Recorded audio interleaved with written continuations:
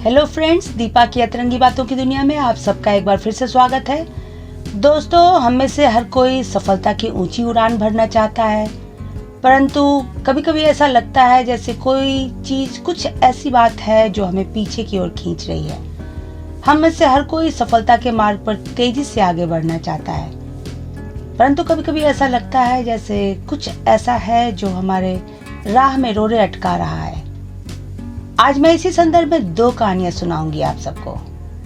पहली कहानी है उस बालक की जो पतंग उड़ाना सीखना चाहता था। जब उसने अपनी इच्छा अपने पिताजी को बताई तो उसके पिताजी ने पतंग और डोर का इंतजाम किया और बेटे के साथ छत पर पहुंचे। पिताजी ने पतंग की डोर को खुद संभाला था और बेटे को पतंग उड़ाने के लिए कहा। बेटे ने पतंग उड़ाना शुरू किया। पतंग हवा में बल खाती लहराती उड़ने लगी। बालक बहुत खुश हो रहा था यह सब देखकर, परंतु अचानक बालक के मन में यह ख्याल आया कि क्यों ना उसकी पतंग आसमान में सबसे ऊंची उड़ान भरे। तो उसने कहा कि पिताजी, क्यों ना हम पतंग की डोर को काट दें ताकि हवा के झोंके के साथ उड़ती हुई आसमान की ऊंचाइयों को छुए। तो पिताजी मंद मंद मुस्कुराए और उन्होंने कहा कि ठीक है, चलो डोर को तोड़ कर देखते हैं। और उन्होंने पतंग की डोर को तोड़ दिया।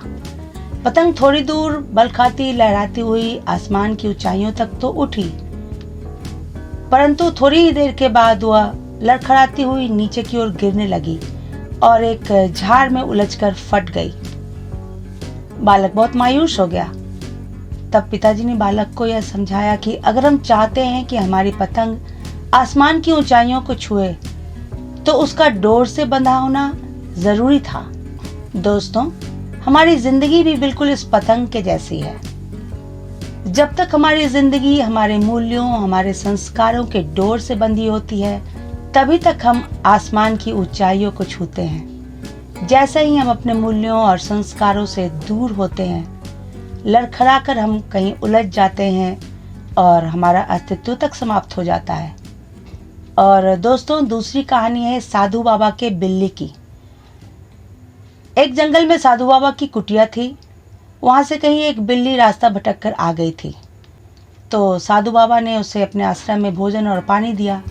अब बिल्ली वहीं रहने लगी थी, परंतु समस्या तो तब आई जब साधु बाबा ध्यान के लिए बैठते और बिल्ली उनके गोद में उछल उछल कर उनके ध्यान को भंग कर देती थी। तो साधु बाबा ने अपने शिष्यों से कहा कि मैं जब भी ध्यान में बैठूं तो इस बिल्ली को पेड़ से बांध देना। अब यह सिलसिला चल पड़ा। जब भी साधु बाबा ध्यान में बैठते तो उनके शिष्य उस बिल्ली को एक पेड़ से बांध देते थे। कुछ वर्षों के बाद साधु बाबा की मृत्यु हो गई और उनके शिष्यों में से एक योग्य शिष्य ने साधु बाबा का स्थान ग्रहण किया। अब वो अभी जब कभी ध्यान लगाने बैठता तो पहले बिल्ली को पेड़ से बांध दिया जाता था। यह सिलसिला भी चलता रहा, परंतु कुछ दिनों के बाद उस बिल्ली की मृत्यु हो गई। अब समस्या यह थी कि जब तक बिल्ली को पेड़ से बांधा नहीं जाएगा, तब तक साधु बाबा को ध्यान की अवस्था प्राप्त होगी नहीं। अब कहीं से ढूंढकर दूसरी बिल्ली लाई गई और उसे पेड़ से बांधा जाने लगा। यह परंपरा चल निकली और तब से आज तक उस कुटिया में यह परंपरा चल रही है कि जब तक बिल्ली को पेड़ से बांधा नहीं जाएगा, तब तक साधु बाबा को ध्यान की अवस्था प्राप्त ही नहीं होगी।